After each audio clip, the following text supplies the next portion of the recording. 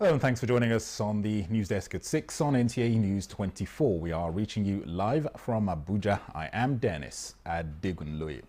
We'll begin at the presidency and in furtherance of his establishment of the Office of the Special Presidential Envoy on Climate Action, and to bring clarity to the functions of the office within the climate and green economy ecosystem, President Bola Tinubu has approved the terms of reference for the pioneering Office of SPEC. Let's get details from Ibrahim Danhamidu. Director, Information and Public Relations in the Office of the Secretary to the Government of the Federation says the Office of the Special Presidential Envoy on Climate Action shall be the lead negotiator on climate-related matters on behalf of the Federal Government of Nigeria, reporting directly to the President of the Federal Republic of Nigeria, the lead negotiator on carbon market and management initiatives on behalf of the Federal Republic of Nigeria, with a mandate to integrate the work of the Intergovernmental Committee on National Carbon Market Activation Plan into the climate action plans of the Federal Government of Nigeria, reporting directly to the President of the Federal Republic of Nigeria. The supervising interface between the Secretariat of the National Council on Climate Change (NCCC) and the NCCC Supervising Council, which is chaired by the President. Coordinator of all climate action-related activities across federal ministries, departments and agencies, legislative and subnational entities which directly impact the President's climate action and green economic agenda, with a mandate to directly engage other nations, international organizations and non-governmental entities to build coalitions and advance global climate goals in accordance with Nigeria's national interest. The focal point of the federal government of Nigeria's engagement with the United Nations Framework Convention on Climate Change, Conference of the Parties, COP meetings, and other related international meetings on climate-related and green economic matters. The coordinator of activities of all relevant federal ministries, departments, and agencies towards the successful fulfillment of Nigeria's nationally determined contributions, NDCS. The Secretary of the Presidential Committee on Climate Action and Green Economic Solutions, which is chaired by the President. The Chief Diplomat and Lead Representative of the Federal Republic of Nigeria on all climate-related engagements and negotiations while supervising the Energy Transition Office. The focal point authority on all non-executive activities related to the operations of the National Council on Climate Change, NCCC, with delegated authority to oversee the activities and operations of the NCCC Secretariat for frequent reporting to the President in between meetings of the NCCC Supervisory Council. The lead interface on engagements with the Central Bank of Nigeria, Federal Ministry of Finance, Federal Ministry of Power, Federal Ministry of Environment, other critical federal institutions concerning the administration and coordination of climate-related donor finance, renewable energy, finance and green industrial growth management, chairman of the Presidential Steering Committee on Project Evergreen. Meanwhile, the President has approved the expansion of the membership of the Presidential Committee on Climate Action and Green Economic Solutions, PCAGE. The committee comprises the following additional members: representatives, federal ministries of budget and economic planning, foreign affairs, petroleum resources, gas, innovation, science and technology, and NNPCL. Others are Special Assistant to the President on Energy Transition, Ms. Yasmin Mohammed, Representative, Energy Transition Office, Mr. Somkele Awakalu. The Presidential Committee on Climate Action and Green Economic Solutions will be inaugurated in July. President Tinubu emphasizes diligence, dedication and patriotism in the execution of this critical national assignment with a view to realizing his administration's agenda on climate action and green industrial growth for the long-term benefit of the Nigerian people and Africans at large.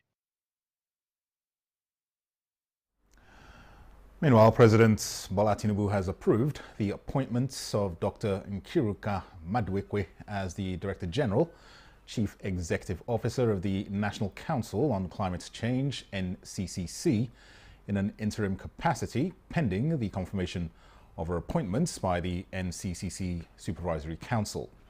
The President has also approved that Dr. Maduekwe, 39, who holds a Bachelor of Law degree, a Master's degree in Environmental Law and Policy from the University of Dundee, United Kingdom, and a doctorate degree in law from the University of Hull, also in the United Kingdom, is to serve as the co-chairperson of the Intergovernmental Committee on National Carbon Market Activation Plan, NCMAP.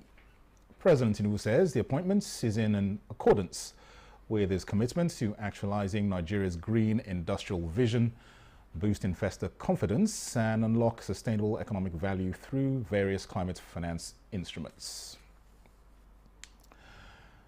Now, the Nigerian pilgrims recently arrested by the Saudi security operatives in Mecca for not carrying a Hajj permit called the Nusuk card have been released. Coordinator, National Hajj Commission of Nigeria in Mecca, Dr. Aliu Tanko, who confirmed this to NTA News, however, affirmed that possession of the card is compulsory for all pilgrims. Jamilu Ibrahim reports.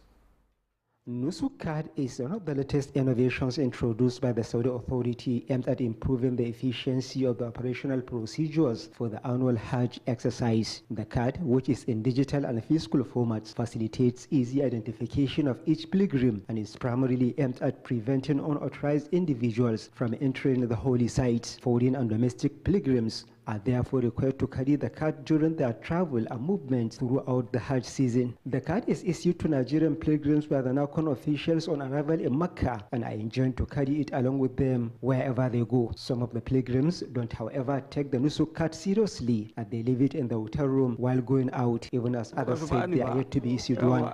I lost the thing. So they said they will do another one for me. And some people, we are many, they never give us. 2 of my roommates were arrested because of this Nusuk ID card. The National Hajj Commission of Nigeria office in Mecca confirms the arrest of no fewer than 7 Nigerian pilgrims by the Saudi security operatives for not carrying the card with them. They arrested 3 of our pilgrims in one instance and then another 4 in another instance. We had to struggle to get them out after taking them out of Mecca. By this, we said we must advise, we must sensitize our pilgrims to always be carrying the Nusuk card. At the date of the commencement of the Hajj rites proper draws closer, the NACON assures all Nigerian pilgrims who are yet to get the Nusuk card that they will get it before proceeding to the Muna on 14th June 2024. We are working daily to fix for everybody to get the card, and then to make sure they are active. In addition to being a gate pass to all the holy sites for the pilgrims, the Nusuk card also provides key information about the pilgrims' personal data, address, and health records, which are linked to a mobile phone application. From the holy city of Mecca in the Kingdom of Saudi Arabia, Jamilu Ibrahim, NTA News. And joining us now live from Saudi Arabia, we have Jamilu Ibrahim to give us more insights. Hello, Jamilu. Talk more about this Nusuk card to us, and when exactly was it introduced? Thank you, Dennis. Good evening. We are live in Mecca in the Kingdom of Saudi Arabia. As rightly captured in the report we have just seen, the Nusuk card is one of the major innovations introduced by the Saudi Ministry of Hajj and Umrah Affairs to guard against unauthorized persons from having access into the holy sites. Because there was a bad or trouble experience in 2023 when the major holy sites were hijacked by intruders at the expense of the legitimate pilgrims, especially Allah and Arfa. So this time around, the Saudi authority wants to ensure that it doesn't happen. That is why they introduced this Nusuk card. It is just a sort of permit that every pilgrim must have before he or she can be allowed to perform Hajj this year. And the Nigerian pilgrims are having difficulty in accessing the cards, some of them, because the cards are supposed to be issued to every pilgrim on arrival in Mecca. So the problem is some of the pilgrims Nusuk cards are not available on arrival because there was this issue of drinking. It was highly announced that the pilgrims will be coming in a group. So that arrangement was altered in Nigeria. So that is why some of the pilgrims could not get their Nusuk cards. So this has been given some of the pilgrims sleepless nights because the Saudi authority is not taking it lightly. The security authorities are currently arresting the pilgrims that do not carry these cards with them, especially at Arab and preparatory to the commencement of the Hajj program. Jamilu, your audio is not exactly very clear, but I'm getting the idea of what you're saying about it. Generally a security measure. Let's just tell us about the impression of Nigerian pilgrims after hearing that any pilgrim caught without the Nusuk card will serve a jail term or be banned from future Hajj pilgrimages for 10 years. What are they saying about this, and what is the position of the National Hajj Commission of Nigeria's position on this regulation? Obviously, the Nigerian pilgrims that are yet to be issued these Nusuk cards are in a state of fear and anxiety. In fact, most of them cannot even go outside their hotel rooms, let alone performing prayer at the Grand Mosque of Kaaba because of the fear of being arrested by the security authorities. And for the National Hajj Commission of Nigeria, it considers this innovation as a welcome development, and it is confident that it will go a long way in addressing the challenges faced during the 2023 Hajj. All right, Jamilu, many thanks for giving us the explanation onto this very important card, and we certainly wish you well and keep safe. Thank you. Now, barely a week after seizing a large shipment of codeine-based syrup at the Port Harcourt Ports Complex in Onne, Rivers State, operatives of the National Drug Law Enforcement Agency, NDLEA, have again intercepted another consignment of 175,000 bottles of the same opioid imported from India, with UK-bound opioids intercepted in ladies' hair. Sawa Halil Ibrahim reports. The latest seizure of 875 cartons of codeine containing 175,000 bottles was made on Friday, 7th June at the Port Harcourt Ports Terminal on Onne during a joint patrol by NDLEA, Customs Service and other security agencies on a container from India en route Enugu. In the same vein, NDLEA officers on Wednesday, 5th June, intercepted 5 different parcels containing illicit drugs concealed in ladies' clothes and synthetic hair going to the United States and the United Kingdom. Some of the seized drugs include ampoules of pentazocine injection, promethazine, and other opioids. The drugs consignments were seized at the courier farm in Lagos. In Kebbi State, the agency on patrol along Kalgo Birnin Kebbi Road on Saturday, 8th June, arrested a 32-year-old Nigerian with 4,000 pills of diazepam and 1,250 kilograms cannabis concealed in 4 pesticide tanks. In Bauchi State, the officers on patrol along Ningi Kano Road on Wednesday, 5th June, arrested a 20-year-old lady with 25 blocks of cannabis sativa, while their counterpart in Yobe State nabbed a 42-year-old man along Kano. Different illicit substances were intercepted and arrests made in Gombe, Benue, Kebbi, Kaduna, Oyo, Yobe, Bauchi, Kebbi, and the FCT during the week under review. In Abuja, Salwa Khalil Ibrahim, NTA News. Watching the news desk at 6 on NTA News 24. More reports after this break. Stay with us.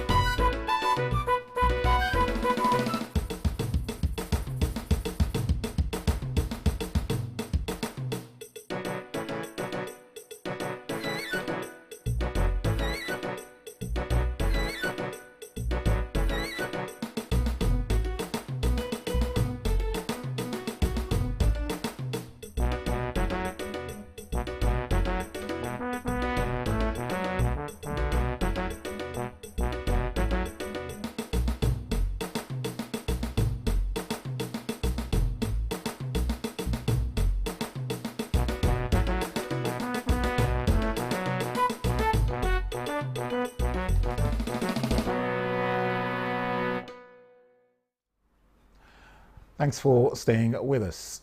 Operatives of the FCT Police Command, in synergy with the Special Forces of Guards Brigade and DSS Hunters, in a continued effort against criminality in the FCT, on May 7th, acted on credible intelligence and stormed some identified kidnappers' camps at Gidandogo and Kweti Forest, Kaduna State, bordering the FCT.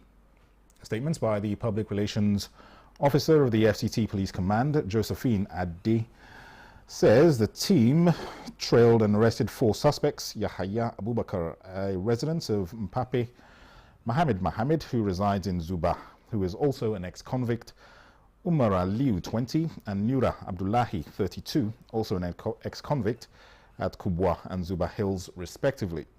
The suspects freely confessed to being members of a notorious bandit syndicate with the name My 1 Million, responsible for a series of kidnappings and other heinous crimes in the FCT and its environs. The coordinated operation led to a shootout between the bandits and the security operatives, forcing them to scamper to safety, and victims were rescued. The illegally erected structures by the kidnappers in all the patrolled camps were all decimated. While the rescued victims have been reunited with their families and loved ones, the Commissioner of Police, FCT, CP Benefigwe, lauded the efforts of the security operatives in the fight against criminality in the nation's capital and reiterates the command's unflinching commitment to ensuring the security and safety of residents in the FCT. He equally urges for FCT residents to be vigilant and take advantage of the police emergency lines in reporting suspicious activities through 0803 200 3913, 0802 894 0883, 0806 158 1938, and 0810 731 4192. Meanwhile, Bauchi State Police Command has apprehended suspected killers of 6 youth corps members and a policewoman during the 2011 post-election violence in the state. Muazu Hassan reports that the command is also in custody of another suspect alleged to have attempted selling his biological daughter. It could be recalled that there was an election violence shortly after announcing result of the 2011 presidential election in Giat local government area of Bauchi State. The divisional police headquarters was set ablaze, while 6 youth corps members and a policewoman were murdered by suspected gangs of thugs, allegedly led by one Kabiru Musa. It is over a decade, but the Bauchi State Police Command has succeeded in arresting the principal suspects, who were also accused of killing a 17-year-old girl at Ungurmaji. The homicide committed by them in April is what led us to go back, because a lot of people are afraid of the guy. He is such an irresponsible and highly dangerous human being that people are afraid even to come forward to give evidence against him. We work on the ground, we are able to identify and get the old case diary and start the investigation of 2011 afresh, so that no matter what it takes, we will make sure that he pays the music for what he has done. The Bauchi State Police Command has also arrested a 49-year-old Yusuf Muhammad of Dagu village in Warji local government area for attempting to sell his 5-year-old daughter at the sum of 1.5 million naira. The Bauchi State Police Commissioner Awal Muhammad said investigations are ongoing, after which the suspect will be charged to court. In Bauchi, Muaz Hassan, NTA News. In other news, Primate of the Church of Nigeria Anglican Communion, Most Reverend Henry Ndukuba, has condemned the recent spate of civilian attacks on the military in parts of the country. Ndukuba, who was speaking in Abuja, likened such attacks on the military to infecting oneself with cancer, calling on Nigerians to embrace dialogue and pursue peace, regardless of the situation. He also called on government at all levels to ensure justice as a way of ensuring peace.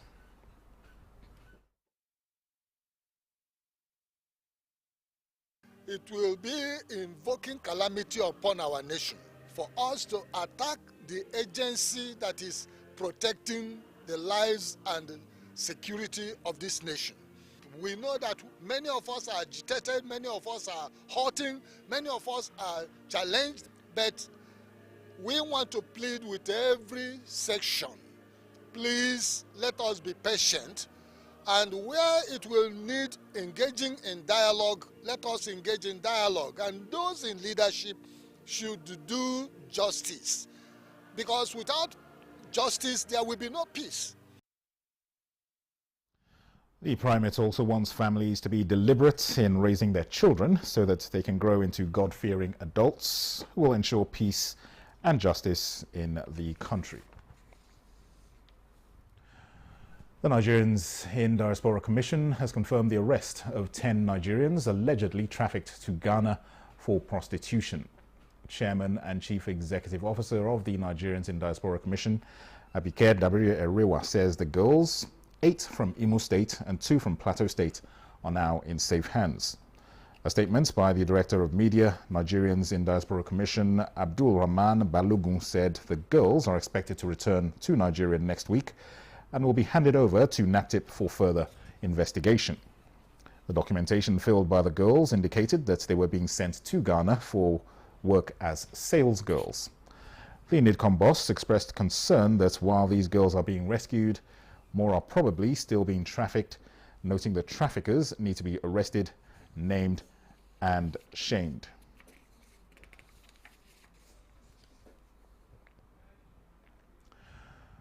Nigeria and the Republic of Belarus have signed a 5-year action plan on strengthening partnerships in agriculture and food security.